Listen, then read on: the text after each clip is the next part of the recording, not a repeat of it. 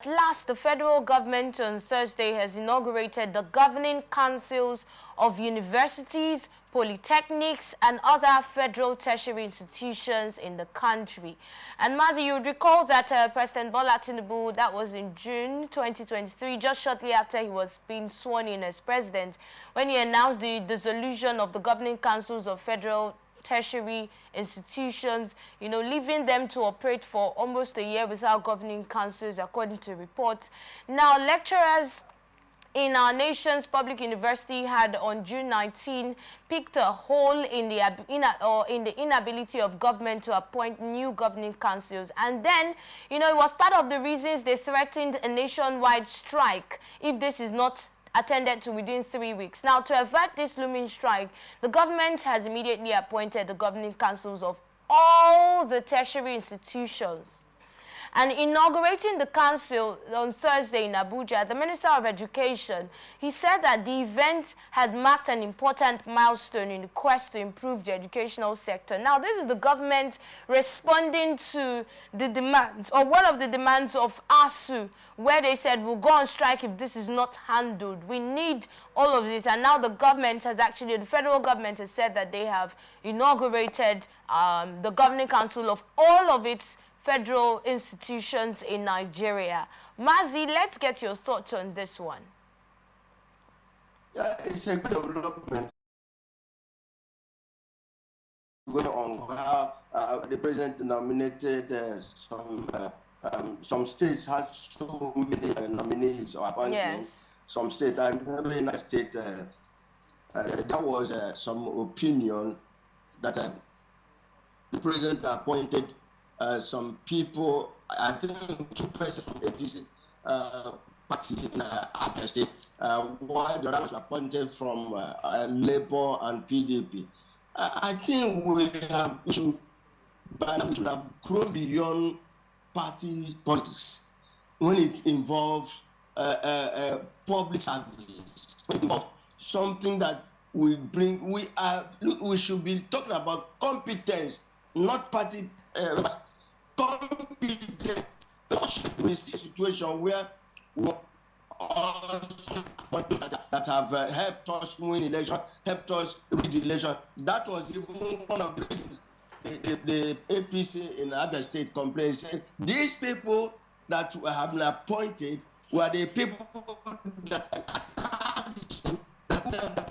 and this is even chase them out. What happened to that state? So I think with the appointment and inauguration, it's a good development, but that's not. But Mazi, let's look at it this way. You have mentioned that we should look at competence instead of just parties. I know that that's one of the complaints that came up after that appointment. Some people were saying that due process, in fact, ASU also stated that due process was not followed, and that there should be, in fact, there should be a reverse of that. Now, what about these people being competent? Should it really matter what parties they are from? So if we're talking about competence, don't you think we should be looking at it from the angle of those people who are actually fighting that appointment? Should they really be concerned about the parties these people were selected from? Or shouldn't they be more concerned about the competence of these individuals? Yeah, your guess is as good as mine. I think we should go beyond being party members. We should go for competence. That is even what people are asking the president to go out and get some good hands. So what is the guarantee that these hands, are you saying these hands are not good? Of whether they are party members. Mazi, please get my point now. Yes, please get my point. Since they're saying the president shouldn't have looked at parties, right? What about that's how do I put this to you now? What if this, why are we not asking questions like, are these people competent? Why are we looking at the parties they're from? Some people have even argued that, oh, they're politicians, and that's where the issue is coming from. Politicians should not be the ones handling the governing councils of institutions. We should look at the real people who have the experience, who really understand what is going on there. I think that should be what we should be looking at, instead of saying that the president selected them from certain parties does it matter what party they are from if they are competent? No. That's my understanding. That's my position. It doesn't matter whether they are from party A or party B. All right. Provided and as long as they are competent. And like I said, that is what Nigerians are asking the president.